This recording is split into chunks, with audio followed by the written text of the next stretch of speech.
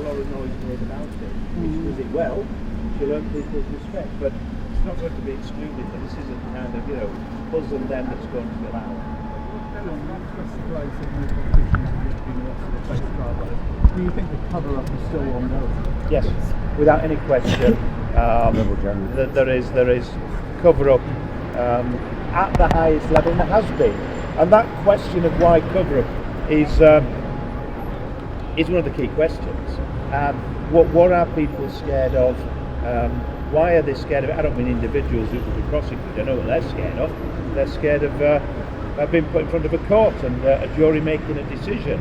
But it is extraordinary that no politician, past or present, has been put in front of a court yet. That is that doesn't fit with the facts. And who am I to say who's guilty, who's innocent? I'm not. That's for juries. But the fact that people haven't been put in front of the court is part of the travesty there, and it gives a strong message that there's different layers in society and some people can get away with things. And that, it's not just justice for the individuals, it's much bigger. It's about all of us. It's about the kind of country we live in, the kind of democracy we have. That's why we have the meetings in here. And I remain mildly confident that there will be people who have been senior in politics put in front of the court. And from the evidence that I've seen, without lots of police investigations, it would be quite extraordinary if some were. Past and present.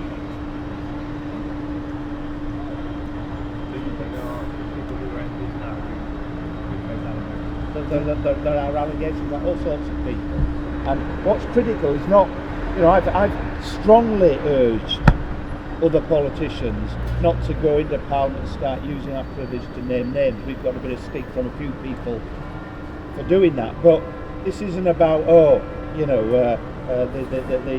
witch finders general pointing the finger.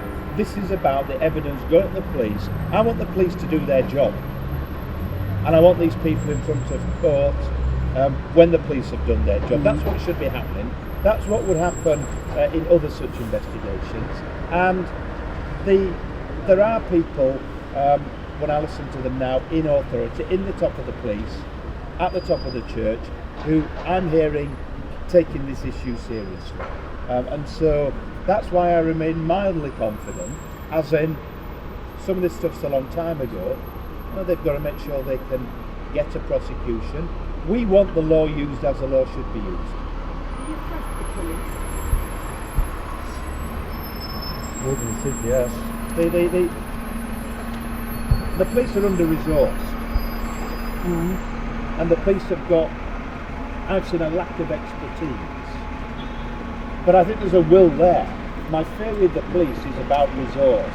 Actually about the prosecutors. Yeah. It's about resource.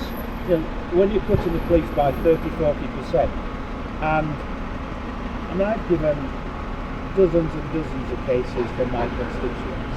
The last case that I've given, which isn't public yet, the number of people who ought to be investigated for potential prosecution from one case is huge. That is a huge, enormous police resource needed. And then the prosecutors will need to spend a huge amount of time, particularly with things that go back to the 70s and 80s, in order to get a successful prosecution. Parliament must give that resource. That resource isn't there. It's done on a shoestring, and that's not good enough. Because in the past they didn't do their job quite well. Police were part of the problem in the past, and that's part of what Goddard must be looking at. Who and why is holding people to account, which should happen, including lots of politicians being held to account for who sat on their hands and did nothing. But why? And I think the picture will emerge of why this was going on, and I think that's vital that it does emerge. This wasn't isolated examples. This was systemic across the country.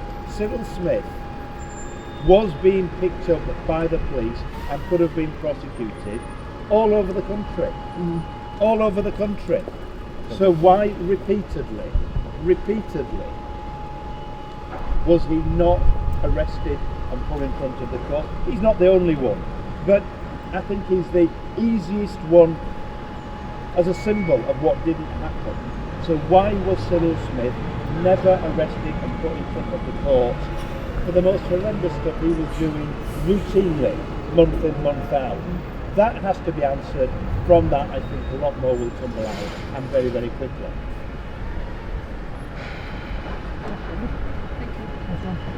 What we're trying to do is we're trying to actually make sure that survivors understand that unless Mrs. Justice Goddard actually manages to grasp the problem, which is that survivors need access independently throughout the inquiry, they won't have a voice. That represents the real danger. And John, you were just speaking about that. The survivors obviously need to be included within the inquiry, and that's what we're trying to do. But the danger is that they will be sidelined. What we're hoping on behalf of survivors is that won't happen. And there's going to be a lot of shouting when it gets going. Well, trying to avoid the shouting too much, but there's going to be a lot. There's going to be a lot of interesting arguments that are going to be raised between the two. The inquiry is huge. The terms of reference to this inquiry, I've never seen anything like it. You just take the church. The church is composed of so many different parts of the church, yet this inquiry regards the church as just one of its terms of reference. To embrace that in terms of investigation is years of work, and that needs to be recognised. Otherwise, I don't think survivors got a chance of getting access into the workings of the inquiry or public disclosure of documentation. I hope that the terms of reference are going to evolve and change, because I do believe that Crown dependency is going to be included in it. Yep. What's gone on in Jersey in particular seems simply disgraceful. And there's a Jersey public inquiry underway at the moment, but it's just completely